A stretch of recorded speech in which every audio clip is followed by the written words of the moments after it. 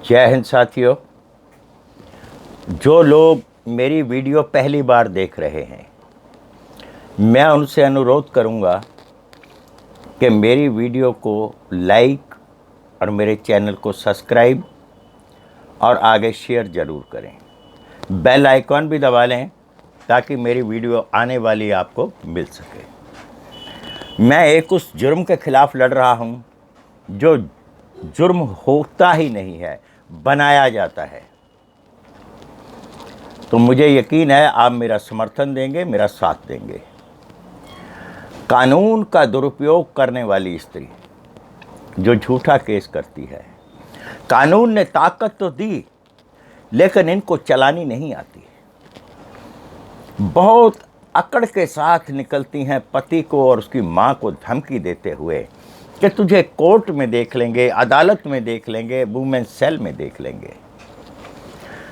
3-4 महीने के अंदर हेकड़ी निकल जाती है और उस घर में घुसने के लिए दोबारा लालायित होती हैं। जो औरत एक बार ये प्रयास कर चुकी हो, आपके घर से जाकर आपके ऊपर केस कर चुकी हो या आपके ऊपर किसी चीज़ की धौंस जमाना चाहती हो, उस लड़की को घर मत लाइए। उसकी माँ भी झुकेगी, उसका बाप भी झुकेगा, उसके रिश्तेदार भी झुकेंगे, लेकिन उनको घर मत लाइए। मामला बहुत संगीन हो जाएगा। आज ये कानून का दुरुपयोग भी ढंग से नहीं कर पा रही हैं, ना ही इनकी कहीं कोई सुनवाई है। पुरुष समाज के लिए ये झूठा केस करने वाली औरत कलंक बन चुकी है। जिन पुरुषों में इनके भाई भी आते हैं, इन पुरुषों में इनका बाप भी आता है, उनको भी लोग गालियां देते हैं।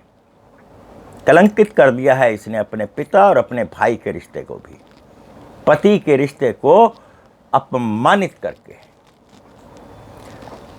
शादी करते समय इनकी कोई डिमांड नहीं होती, लड़के वालों की कोई डिमांड नहीं होती, लेकिन इनका एक मुख्य उद्देश्य होता है धन कमाना। आज की ये झूठा केस करने वाली औरतें मोस्टली, या जितनी लड़कियां अय्याश हो चुकी हैं, आप भी देखते होंगे, मैं भी देखता हूं। आप यूट्यूब पर जाइए, माँ बहन की गालियां देती हैं अपने बुजुर्गों को। नशे, सिगरेट और शराब इनके लिए आम हो गई है। जब ये नारी सिगरेट और शराब पिएगी, जब ये नारी छोटे छोटे काम पर जाएगी, मैं उन बड़े ओहदे की महिलाओं की बात नहीं कर रहा जो डॉक्टर हैं, पुलिस इंस्पेक्टर हैं, जो इस देश को आगे बढ़ाने में अपना सहयोग देते हैं, टीचर्स हैं, मैं उनकी बात नहीं कर रहा। मैं बात कर रहा हूँ उन घटिया औरतों की जो 10-10, 15-15 हज़ार रुपये में नौकरी करके अपने आप को तुर्रम खा समझती हैं। सबसे ज़्यादा नशेड़ी यही होती हैं। इनकी ये जो नौकरी है, ये आपके स्वाभिमान पर ठेस है। अगर ये नौकरी करती हैं, तो घर कौन चलाएगा? घर का संरक्षण कौन करेगा? इनको सास भी चाहिए, इनको ससुर भी चाहिए, देवर भी चाहिए, ताकि इनके घर की रक्षा कर सकें। उनके घर में ज़बरदस्ती घुसती हैं। इनकी माँ को झूठा केस करने के बाद अकल आती है कि बेटा ये तो गलत हो गया, तू भी नौकरी जाएगी, तेरा आदमी भी नौकरी जाएगा, तो घर कौन संभालेगा? चल, इसकी माँ से भी नहीं संभलती ये बेलगाम जो औरतें हैं। वो फिर अपने ही ससुराल में पुनः घुसने का प्रयास करती है।